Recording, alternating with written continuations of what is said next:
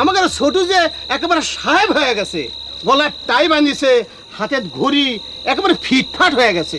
ছোট্ট গলার টাই বাঁধেছে? ও কি বিয়ে পাস করিছে? ঢাকার যা হয়তো করিছে, তাছাড়া টাই বাঁধবি কে? ও সাওয়াটার কাছে তো কয়টা টাকা পাইতাম, এখন সালি মনে কয় দিবিনি নাকি কও? কয় টাকা পাইবে? তা ধরো 40-50 টাকা তো হবেই নি, ও তার মুই কাজ তো কওয়ার জো নাই। 40-50 টাকা ছোটর হাতের ময়লা বুঝছো? সোনাম আলী ভাই, সালাম আলাইকুম। ওয়ালাইকুম আসসালাম। ভালো আছো না? হ্যাঁ। তোমার হাতের এক কাপ চা খাওয়া ফার্স্ট ক্লাস করে। ওরে আল্লাহ, এতক্ষণ তো তোমার কথাই হচ্ছিল, এই যে গফুরের কাছে তোমার কথা শুনতেছিলাম।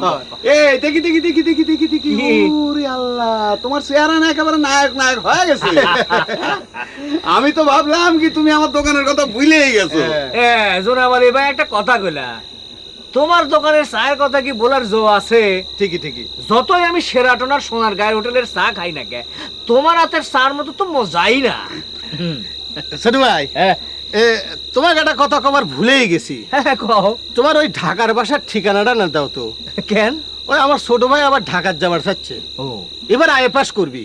আমার তো আবার কেউ নাই, টাকা খরচ করে ওই হোটেলে থাকার মতো সামর্থ্য কি আমাদের আছে?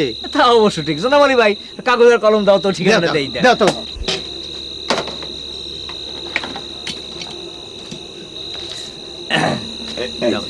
না, শোনো, আসবার কয়ে দাও, কোনো অসুবিধা নাই। ঢাকার বাসা তো আমার প্রায় খালিই পড়ে থাকে।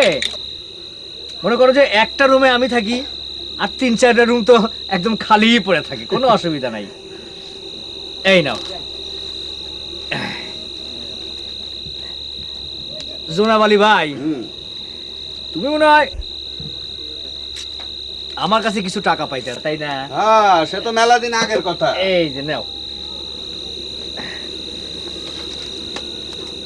এই দাও তো, কি সমস্যা হয়ে গেল? আমার কাছে তো সব 500 টাকার নোট। এই নাও, বাঙ্গায় রাখো। ওরে আল্লাহ, এত বড় নোটের ভাঙতি আমি কোনে পাবো? তাহলে থাকে, তুমি পরে দিও না, নাও। পরে নিবা? হ্যাঁ, আচ্ছা ঠিক আছে, থাক। আমি তাহলে যাই। হ্যাঁ, আচ্ছা। আসসালামু আলাইকুম। কে গফুর ভাই? হ্যাঁ, ঠিকানা খান কি দিল?